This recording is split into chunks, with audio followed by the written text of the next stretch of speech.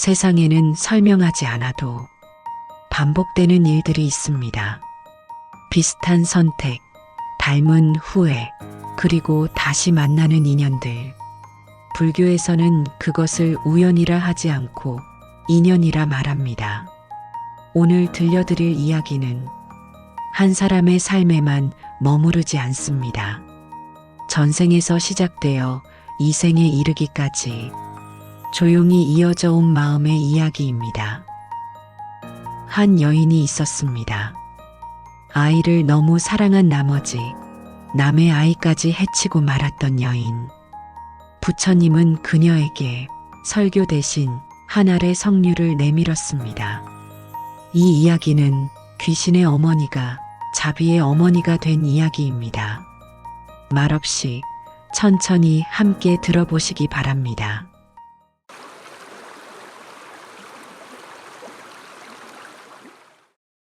라자그리아 성 외곽의 작은 마을에는 평화가 깃들어 있었습니다. 농부들은 황금빛 들판에서 곡식을 거두었고 아이들은 맑은 시냇가에서 물장난을 치며 웃음꽃을 피웠습니다. 어머니들은 저녁 연기가 피어오르는 부엌에서 저녁 식사를 준비하며 노래를 불렀고 아버지들은 하루 일과를 마치고 돌아와 아이들을 무릎에 앉히고 옛 이야기를 들려주곤 했습니다. 하지만 이 평화는 오래가지 못했습니다. 어느 날부터인가 마을에 이상한 일들이 일어나기 시작했습니다. 처음에는 작은 일이었습니다.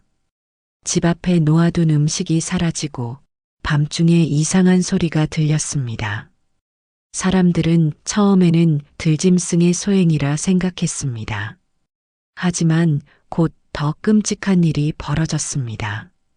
마을의 한 가정에서 5살 난 아들이 사라졌습니다. 아이는 저녁 무렵 집 앞에서 놀고 있었는데 어머니가 잠깐 안으로 들어간 사이에 흔적도 없이 사라져 버렸습니다. 마을 사람들은 총출동하여 산과 들을 샅샅이 뒤졌지만 아이는 찾을 수 없었습니다. 발자국도 옷자락 한 조각도 남아있지 않았습니다. 그 어머니의 울음소리는 마을 전체를 뒤덮었습니다. 밤낮으로 아이의 이름을 부르며 울부짖는 그녀의 목소리는 듣는 이들의 가슴을 찢어 놓았습니다. 남편은 아내를 달래려 했지만 소용이 없었습니다. 음식을 거부하고 잠도 자지 않으며 오직 아들의 이름만을 부르는 아내를 보며 남편도 함께 눈물을 흘렸습니다. 마을 사람들은 이것이 단순한 사고가 아니라는 것을 직감했습니다. 나이 많은 장로들은 고개를 저으며 불길한 예감을 입 밖에 내지 못했습니다. 그리고 그들의 두려움은 현실이 되었습니다. 일주일 후 또 다른 아이가 사라졌습니다. 이번에는 8살 난 딸아이였습니다. 우물가에서 물을 기르러 가던 아이가 집으로 돌아오지 않았습니다. 물동이만 우물가에 덩그러니 놓여 있을 뿐이었습니다. 그 다음 달에는 3명의 아이가 더 사라졌습니다. 모두 10살 이하의 어린아이들이었습니다. 마을은 공포에 휩싸였습니다. 부모들은 아이들을 집 안에 가두었고 해가 지면 문을 굳게 잠그고 떨며 밤을 보냈습니다. 아이들의 웃음소리는 더 이상 마을에서 들리지 않았고 대신 부모들의 탄식과 기도 소리만이 밤하늘에 울려 퍼졌습니다. 마을의 한 노인이 떨리는 목소리로 말했습니다. 귀신이다. 아이를 잡아먹는 귀신이 우리 마을에 나타난 것이다. 사람들은 두려움에 떨었지만 누구도 그 말을 부정하지 못했습니다. 그들이 상상할 수 있는 유일한 설명이었기 때문입니다. 마을 사람들이 알지 못하는 곳, 깊은 산속 동굴에는 정말로 귀신이 살고 있었습니다. 하지만 그녀도 처음부터 귀신은 아니었습니다. 귀자모 원래 이름은 하리티였습니다. 그녀는 먼 옛날 평범한 인간 여성으로 태어났습니다. 아름다운 용모와 선한 마음을 지닌 그녀는 젊은 나이에 한 남자와 결혼하여 행복한 가정을 꾸렸습니다. 그들 사이에는 아이들이 태어났고 하리티는 헌신적인 어머니가 되었습니다. 하지만 행복은 오래가지 못했습니다. 어느 해 무서운 전염병이 마을을 휩쓸었습니다. 하리티의 남편이 먼저 쓰러졌고 그 다음에는 아이들이 하나, 둘 병들기 시작했습니다. 하리티는 필사적으로 아이들을 살리려 했습니다. 약초를 구하러 산을 헤매고 의원을 찾아 먼 길을 달렸습니다. 하지만 아무 소용이 없었습니다. 열흘 만에 그녀의 5자식이 모두 죽었습니다. 하리티는 미쳐버렸습니다. 죽은 아이들의 시신을 껴안고 울부짖었지만 차가워진 작은 몸은 다시 따뜻해지지 않았습니다. 마을 사람들이 아이들을 묻어야 한다고 했지만 하리티는 거부했습니다. 아이들을 빼앗기지 않으려고 동굴로 숨어들었습니다. 동굴 속에서 하리티는 슬픔과 분노에 잠식당했습니다. 왜 내 아이들만 죽어야 했는가? 왜 하늘은 이렇게 불공평한가? 그녀의 원망은 하늘을 향했고 세상을 향했고 자신을 향했습니다. 그 원한과 집착이 너무나 강렬했기에 그녀가 죽었을 때 그녀의 영혼은 평화롭게 떠나지 못했습니다. 대신 야차, 즉 귀신이 되어 이승을 떠돌게 되었습니다. 세월이 흘렀습니다. 귀신이 된 하리티는 점점 더 괴물처럼 변해갔습니다.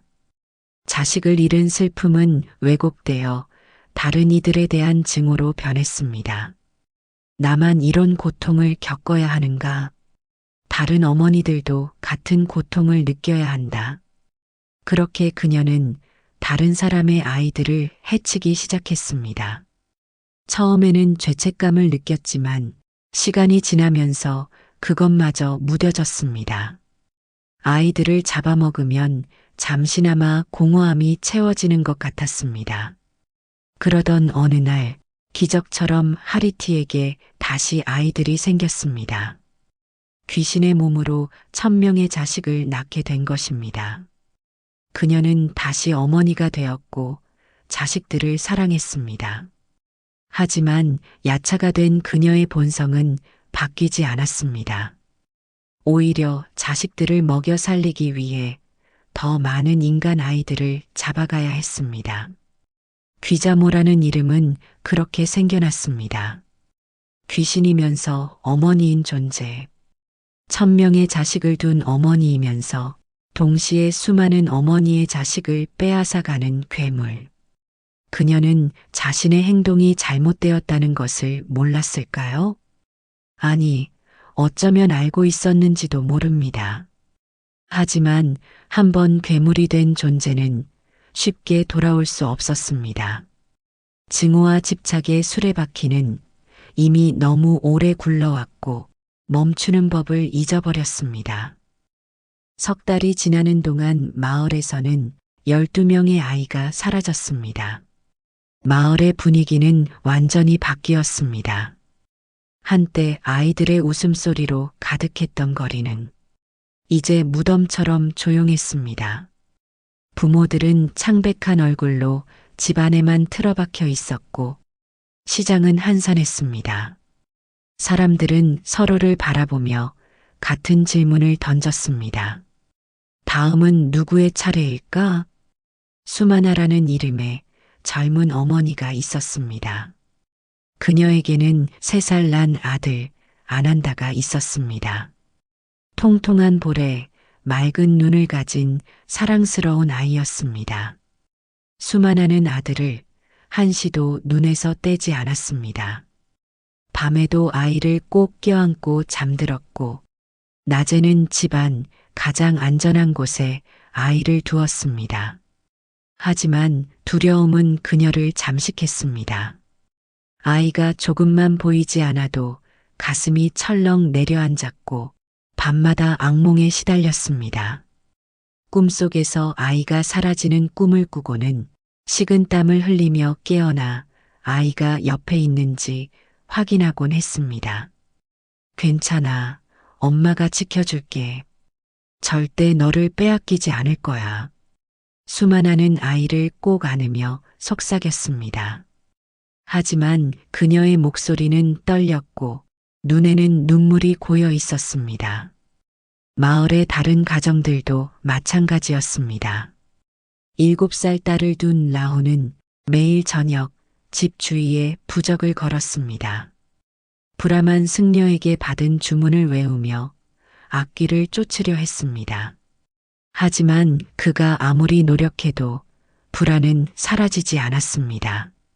나이 많은 상인 비만은 아이들을 지키기 위해 용병들을 고용하고는 밤마다 집 주위를 순찰하게 했습니다. 하지만 귀신을 칼로 막을 수 있을까요? 용병들조차 두려움에 떨었습니다. 마을 사람들은 모여서 대책을 논의했습니다. 우리가 무슨 죄를 지었기에 이런 벌을 받는 것인가? 분명 우리가 신들에게 잘못을 저질렀을 것이다. 더 큰 제사를 지내야 한다. 아니다. 이것은 제사로 해결될 문제가 아니다. 우리는 이곳을 떠나야 한다. 의견은 분분했습니다. 어떤 이들은 마을을 떠나자고 주장했고 어떤 이들은 남아서 싸워야 한다고 말했습니다. 하지만 모두가 동의하는 한 가지가 있었습니다. 이대로는 안 된다는 것이었습니다. 마침내 마을의 장로들이 결정을 내렸습니다. 부처님께 도움을 청하기로 한 것입니다. 당시 부처님은 라자그리아 성 근처 중림 정사에 계셨습니다.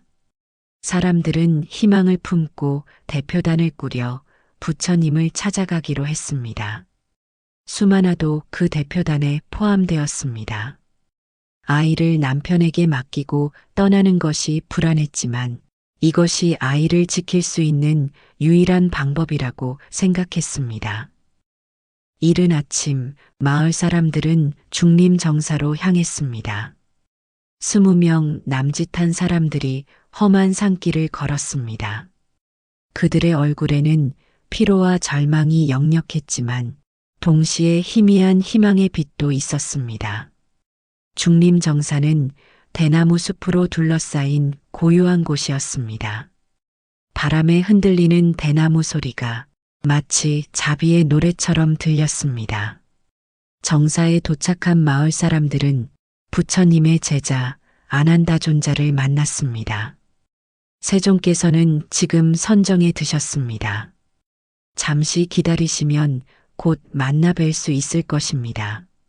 사람들은 정사 마당에서 기다렸습니다. 시간이 흐르면서 그들은 점차 마음이 가라앉는 것을 느꼈습니다. 이곳의 평화로운 분위기가 그들의 불안을 조금씩 씻어내는 것 같았습니다. 해가 중천에 이르렀을 때 부처님께서 나오셨습니다. 황금빛 법의를 두르신 부처님의 모습은 태양처럼 빛났습니다.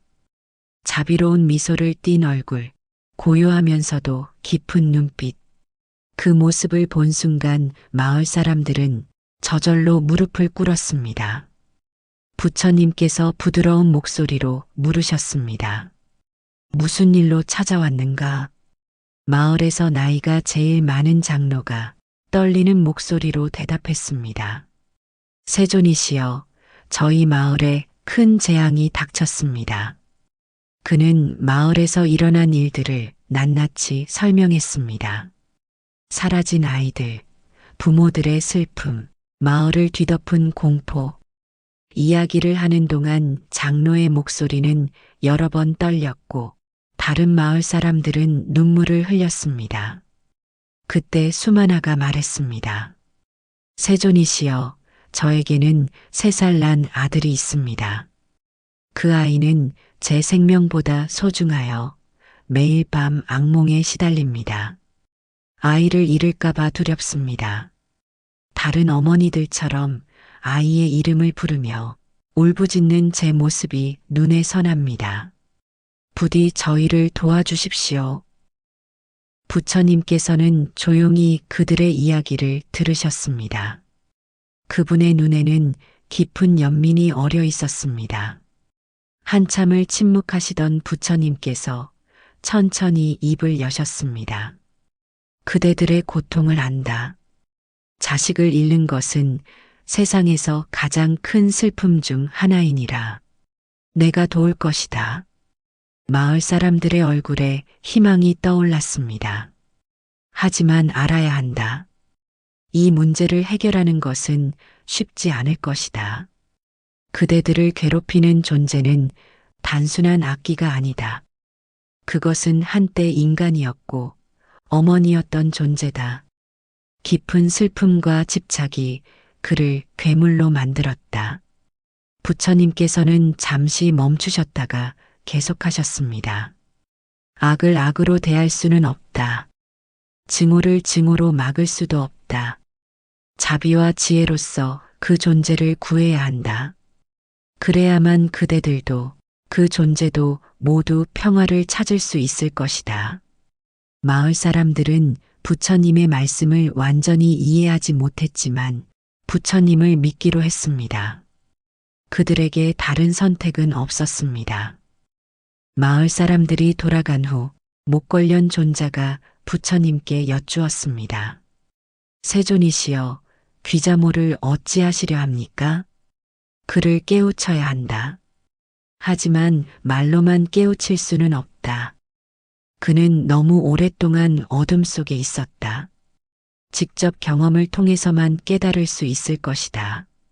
사리불 존자가 조심스럽게 물었습니다. 어떤 경험을 말씀하시는 것입니까? 부처님께서 대답하셨습니다. 자식을 잃는 고통이다. 제자들은 숨을 죽였습니다.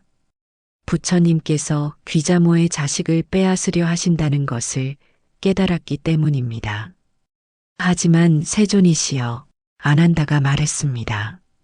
그것은 너무 가혹한 것이 아닙니까? 귀자모도 한때는 자식을 잃은 슬픔 때문에 괴물이 된 것인데 다시 그런 고통을 겪게 하는 것이. 부처님께서 부드럽게 고개를 끄덕이셨습니다. 내 말이 옳다. 가혹한 방법이다. 하지만 때로는 독으로 독을 치료해야 한다. 귀자모는 자신의 고통에만 빠져 있다. 다른 이들의 고통을 이해하지 못한다. 그래서 계속해서 다른 이들에게 같은 고통을 안긴다. 이 악순환을 끊으려면 그가 직접 느껴야 한다. 남에게 주었던 그 고통을. 부처님께서는 목걸련 존자를 부르셨습니다. 목걸련이여, 그대는 신통력이 뛰어나다. 귀자모의 막내 아들 빙가라를 찾아 이곳으로 데려오라. 하지만 아이를 해치지 마라. 아이는 안전하게 보호되어야 한다. 목걸련 존자는 즉시 떠났습니다. 그의 신통력으로 귀자모가 사는 동굴을 찾는 것은 어렵지 않았습니다. 동굴 입구에서 아이들의 웃음소리가 들렸습니다. 1000명의 아이들이 뛰어놀고 있었습니다. 그 중에서 가장 어린 아이가 빙가라였습니다. 3살쯤 되어 보이는 귀여운 아이였습니다. 목걸련 존자는 마음이 아팠습니다. 이 아이도 귀자모도 모두 업의 희생양이었습니다. 귀자모가 먹이를 구하러 나간 틈을 타서 목걸련 존자는 신통력으로 빙가라를 데려왔습니다. 아이는 갑자기 낯선 곳에 오게 되자 울음을 터뜨렸습니다. 엄마, 엄마. 부처님께서 아이를 부드럽게 안으셨습니다. 신기하게도 부처님의 품에 안긴 아이는 울음을 그치고 미소를 지었습니다. 부처님의 자비로운 기운이 아이를 편안하게 만든 것입니다. 걱정하지 마라, 아가야. 너는 안전하다. 곧 내 어머니를 만나게 될 것이다. 동굴로 돌아온 귀자모는 즉시 이상함을 느꼈습니다. 뭔가 빠진 것 같은 느낌. 서둘러 아이들을 세어보았습니다. 998, 999. 빙가라가 없다. 심장이 얼어붙는 것 같았습니다. 귀자모는 미친 듯이 동굴을 뒤졌습니다. 구석구석을 찾아보았지만 막내 아들은 보이지 않았습니다. 빙가라, 빙가라야, 어디 있니? 다른 아이들에게 물어보았지만 아이들도 동생이 어디로 갔는지 몰랐습니다. 그때 한 아이가 말했습니다. 어머니, 조금 전에 이상한 빛이 보였어요. 그리고 빙가라가 사라졌어요. 귀자모의 눈이 크게 떠졌습니다. 누군가 자신의 아들을 데려간 것입니다. 그녀는 즉시 찾기 시작했습니다. 신통력을 발휘하여 온 세상을 뒤졌습니다. 산과 들, 강과 바다, 땅 위와 땅 아래. 그녀가 갈 수 있는 모든 곳을 다녔습니다. 하지만 빙가라는 찾을 수 없었습니다. 나흘이 지났습니다. 귀자모는 음식도 먹지 않고 잠도 자지 않고 아들을 찾아 헤맸습니다. 그녀의 모습은 말이 아니었습니다. 머리는 헝클어졌고 눈은 충혈되었으며 몸은 비틀거렸습니다. 하지만 그녀는 멈추지 않았습니다. 내 아들, 내 빙가라, 어디 있니? 그녀의 목소리는 애절했습니다. 한때 다른 어머니들의 아이를 빼앗았던 그 무서운 귀신은 이제 한낱 자식을 잃은 비참한 어머니에 불과했습니다. 닷새째 되는 날, 귀자모는 지칠 대로 지쳐 땅에 주저앉았습니다. 눈물이 주르륵 흘러내렸습니다. 이렇게 고통스러울 수가, 차라리 죽는 게 나았을 것을. 그때 한 나그네가 지나가다가 그녀를 보았습니다. 무슨 일이요? 귀자모는 인간의 모습으로 변하여 대답했습니다. 제 아들을 잃었습니다. 혹시 3살 정도 된 아이를 보셨습니까? 나그네는 고개를 저었습니다. 보지 못했소. 하지만 부처님께 여쭤보시는 것은 어떻소? 부처님께서는 모든 것을 아신다고 하니 아이를 찾는데 도움을 주실 수 있을 것이요. 귀자모는 부처님에 대해 들어본 적이 있었습니다. 하지만 지금까지 그분을 만날 생각을 하지 않았습니다. 귀신인 자신이 부처님 같은 성자를 만나는 것이 적절하지 않다고 생각했기 때문입니다. 하지만 지금은 상황이 달랐습니다. 아들을 찾기 위해서라면 무엇이든 할 수 있었습니다. 귀자모는 중림 정사로 향했습니다. 정사에 가까워질수록 묘한 느낌이 들며 그녀의 몸이 떨리기 시작했습니다. 오랜 세월 어둠 속에서 살아온 그녀에게 부처님의 광명은 너무나 강렬했습니다. 마치 어둠 속의 벌레가 갑자기 햇빛을 마주한 것 같았습니다. 정사 입구에서 귀자모는 잠시 망설였습니다.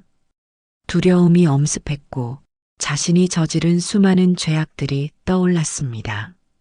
얼마나 많은 아이들을 해쳤던가. 얼마나 많은 어머니들을 울렸던가. 나 같은 존재가 부처님을 만날 자격이 있는가. 하지만 아들을 향한 그리움이 더 컸습니다. 귀자모는 용기를 내어 안으로 들어갔습니다. 부처님께서는 보리수 아래에 앉아 계셨습니다. 귀자모를 보시자 조용히 미소를 지으셨습니다. 그 미소에는 꾸짖음도 경멸도 없이 오직 자비만이 있었습니다. 귀자모는 부처님 앞에 무릎을 꿇고 떨리는 목소리로 말했습니다. 세존이시여, 제 아들을 잃었습니다. 빙가라라는 이름의 3살 난 아이입니다. 닷새째 찾고 있지만 찾을 수가 없습니다. 세존께서는 모든 것을 아신다고 들었습니다. 부디 제 아들이 어디 있는지 알려주십시오. 부처님께서 조용히 물으셨습니다. 그대에게는 몇 명의 자식이 있는가? 1000명입니다. 세존이시여. 1000명의 자식 중에서 한 명을 잃었구나. 그것이 그대를 이렇게 괴롭게 만드는가? 귀자모는 눈물을 흘리며 대답했습니다. 세존이시여, 비록 1000명의 자식이 있어도 빙가라는 제게 특별합니다. 막내이자 가장 약한 아이입니다. 그 아이 없이는 하루도 살 수 없습니다. 음식을 먹어도 맛이 없고 숨을 쉬어도 고통스럽습니다. 온 세상을 뒤졌지만 찾을 수 없었습니다. 제발 도와주십시오. 그녀의 울음소리는 정사 전체에 울려 퍼졌습니다. 진심에서 우러나온 어머니의 애통함이었습니다. 부처님께서 잠시 침묵하셨다가 말씀하셨습니다. 그대의 아들은 안전하다. 내가 데려왔다. 귀자모는 고개를 번쩍 들었습니다. 놀람과 안도감, 그리고 약간의 분노가 뒤섞인 표정이었습니다. 세종께서 제 아들을 데려가셨습니까? 왜 그러셨습니까? 부처님께서 대답하셨습니다. 그대에게 가르침을 주기 위해서이다. 가르침이라니요? 부처님께서 천천히 말씀하셨습니다. 귀자모여, 지금 그대가 느끼는 그 고통을 기억하라. 자식을 잃은 슬픔, 찾을 수 없는 절망, 가슴을 찢는 듯한 아픔. 그것을 잘 기억하라. 귀자모는 고개를 끄덕였습니다. 그렇다면 이제 생각해보라. 그대에게는 1000명의 자식이 있다. 그중 한 명을 잃고도 이렇게 고통스러운데 하나밖에 없는 자식을 잃은 부모의 마음은 어떠하겠는가. 순간 귀자모의 얼굴이 창백해졌습니다. 부처님의 말씀이 그녀의 마음 깊숙이 파고들었습니다. 그대는 지금까지 얼마나 많은 아이들을 해쳤는가. 얼마나 많은 어머니들에게 그대가 지금 느끼는 것과 같은 고통을 안겨주었는가. 귀자모는 아무 말도 할 수 없었습니다. 그녀의 머릿속에 수많은 얼굴들이 스쳐 지나갔습니다. 자신이 빼앗아간 아이들의 얼굴, 그리고 그 아이들의 어머니들이 울부짖던 모습, 얼마 전 마을의 어느 여인이 울며 자신의 자식을 찾던 모습이 떠올랐습니다. 자신이 빼앗아간 첫 번째 아이의 어머니가 미쳐버렸던 모습도 떠올랐습니다. 나는 그들에게 지금 내가 느끼는 것과 같은 고통을 주었구나. 처음으로 귀자모는 자신이 한 일의 무게를 깨달았습니다. 그것은 단순히 생존을 위한 행동이 아니었습니다. 그것은 끔찍한 죄악이었습니다. 귀자모는 땅에 엎드렸습니다. 온몸이 떨렸고 눈물이 폭포수처럼 쏟아졌습니다. 죄송합니다. 죄송합니다. 세존이시여. 제가 큰 죄를 지었습니다. 그녀의 목소리는 울음으로 갈라졌습니다. 저는 오직 제 고통만 생각하고 제 아이들만 생각했습니다. 다른 어머니들의 고통과 다른 아이들의 생명은 전혀 생각하지 못했습니다. 귀자모는 자신의 과거를 돌아보았습니다. 자신도 한때 인간이었고 사랑하는 아이들을 잃은 어머니였습니다. 그 슬픔이 얼마나 깊었던가, 그 고통이 얼마나 견디기 힘들었던가. 저는 제 고통을 다른 이들에게 되돌려 주었습니다. 제가 당한 불행을 다른 이들에게도 안겨주었습니다. 그것이 제가 한 일입니다. 부처님께서 조용히 들으셨습니다. 세존이시여. 귀자모가 고개를 들었습니다. 저는 용서받을 수 없는 존재입니다. 수많은 생명을 해치고 수많은 가정을 파괴했습니다. 저 같은 존재는 영원히 지옥에서 고통받아야 마땅합니다. 그녀의 눈에는 진심 어린 후회가 가득했습니다. 부처님께서 말씀하셨습니다. 귀자 모여 깨달음이 있는 곳에 용서도 있다. 그대는 지금 진정으로 자신의 잘못을 깨달았다. 그것이 변화의 시작이다. 하지만 제가 저지른 일들을 어떻게 되돌릴 수 있겠습니까? 부처님께서 대답하셨습니다. 과거는 바꿀 수 없다. 하지만 미래는 바꿀 수 있다. 그대가 이제부터 무엇을 하느냐가 중요하다.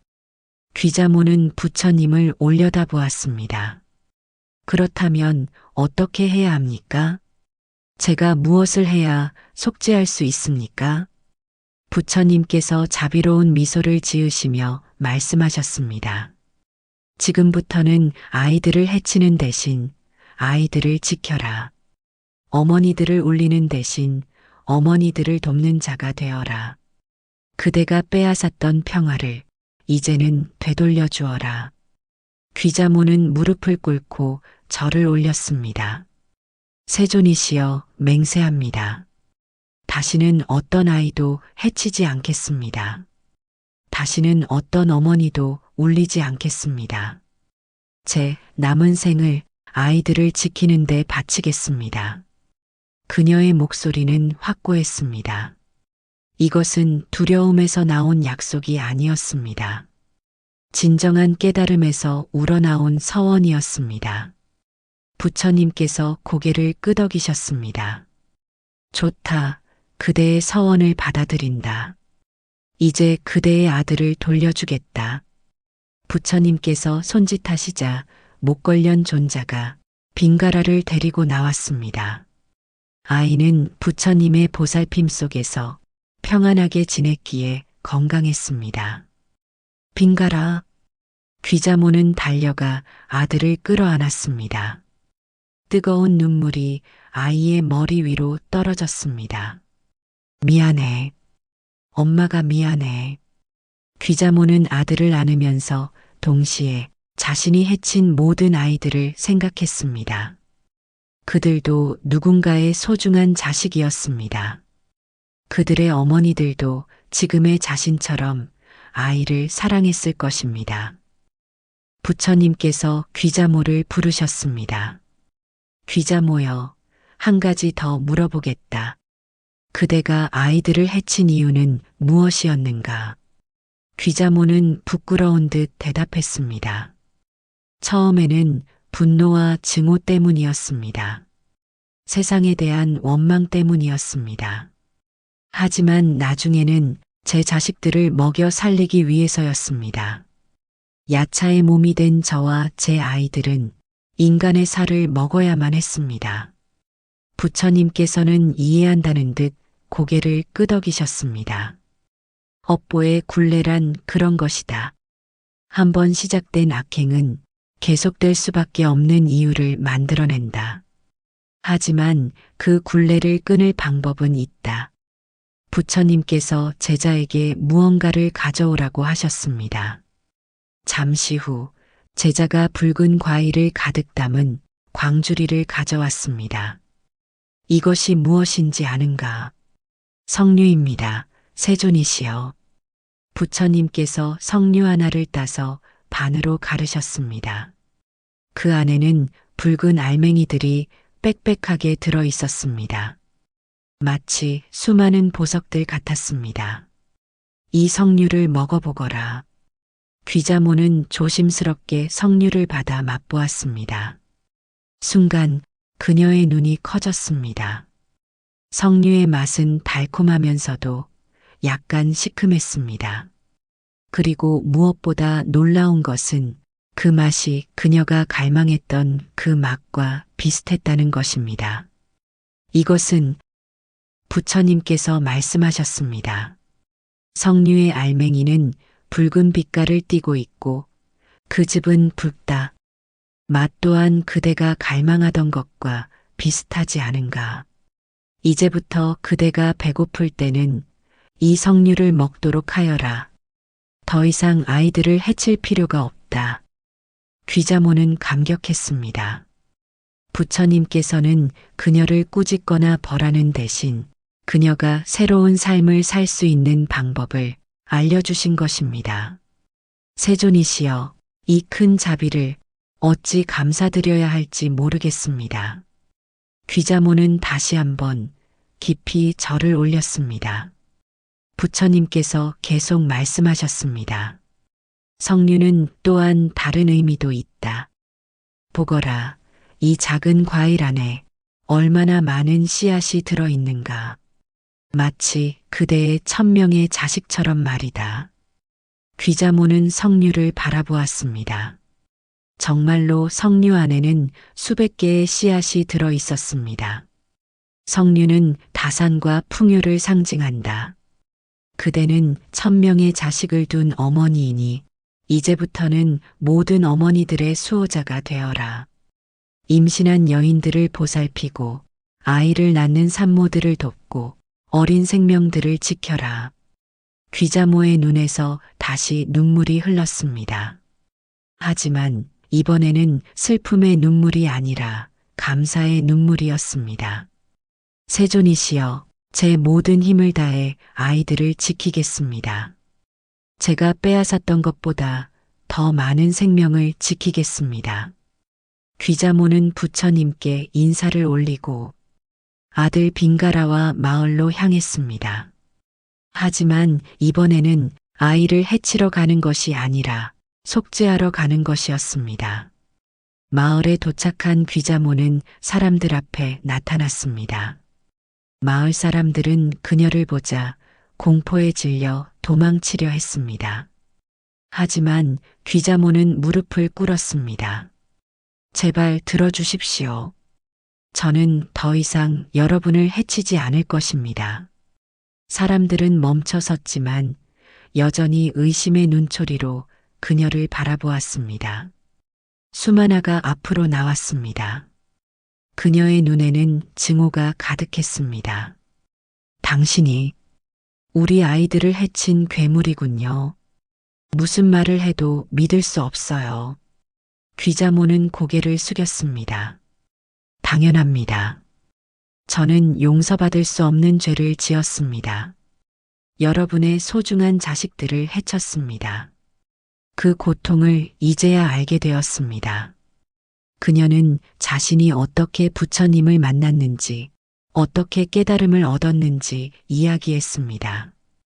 빙가라를 잃었을 때의 절망, 부처님의 가르침, 그리고 참회. 저는 제 아들 한 명을 잃었을 때 미쳐버릴 것 같았습니다. 그때 깨달았습니다. 제가 여러분에게 얼마나 큰 고통을 안겨주었는지를, 하나밖에 없는 자식을 잃은 부모의 마음이 얼마나 아픈지를. 귀자모의 눈에서 진심 어린 눈물이 흘렀습니다.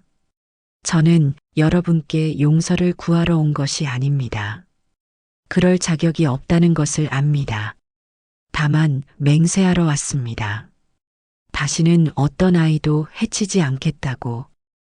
이제부터는 아이들을 지키는 자가 되겠습니다. 마을 사람들은 서로를 바라보았습니다. 어떤 이들은 여전히 의심했지만 어떤 이들은 그녀의 진심을 느낄 수 있었습니다. 그때 마을에서 나이가 제일 많은 장로가 앞으로 나왔습니다. 부처님께서 당신을 용서하셨다면 우리도 그래야 하지 않겠소? 부처님의 지혜는 우리보다 깊으시니까. 그는 귀자모에게 손을 내밀었습니다. 당신이 정말로 변했다면 우리는 당신을 받아들이겠소. 하지만 그것은 시간을 두고 지켜봐야 할 것이오. 귀자모는 감사하며 장로의 손을 잡았습니다. 그날부터 귀자모는 마을 근처에 머물며 사람들을 도왔습니다. 임신한 여인이 있으면 찾아가 보살폈고 아이가 아프면 약초를 구해다 주었습니다. 위험에 처한 아이가 있으면 언제든 달려가 지켜주었습니다. 처음에 사람들은 경계했지만 시간이 지나면서 그녀를 신뢰하기 시작했습니다. 귀자모는 진심으로 아이들을 아꼈고 어머니들을 도왔습니다. 특히 수마나와는 특별한 인연이 생겼습니다. 처음에는 그녀를 증오했던 수마나였지만 귀자모가 자신의 아들 아난다를 열병에서 구해준 후로 마음이 열렸습니다. 당신도 어머니시군요. 수마나가 말했습니다. 네, 저도 어머니입니다. 그리고 이제야 깨달았습니다. 모든 어머니의 마음은 같다는 것을. 두 여인은 서로를 껴안고 울었습니다. 증오와 두려움으로 얽혀있던 그들이 이제는 같은 어머니로서 서로를 이해하게 된 것입니다. 귀자모는 아이를 너무 사랑한 나머지 타인의 아이를 보지 못했습니다. 그러나 자신의 아이 하나를 잃고서야 세상 모든 어머니의 마음을 알게 되었습니다. 부처님은 잘못을 꾸짖지 않았고 죄를 묻지도 않았습니다. 단지 성류 하나를 통해 모든 생명의 마음은 다르지 않음을 보이셨습니다. 집착은 사랑의 얼굴을 하고 다가오지만 자비는 내려놓음에서 시작됩니다. 그래서 이 설화는 지금도 어머니의 마음으로 전해지고 있습니다. 다음 이야기에서도 부처님의 지혜를 함께 나누겠습니다. 나무 아미타불.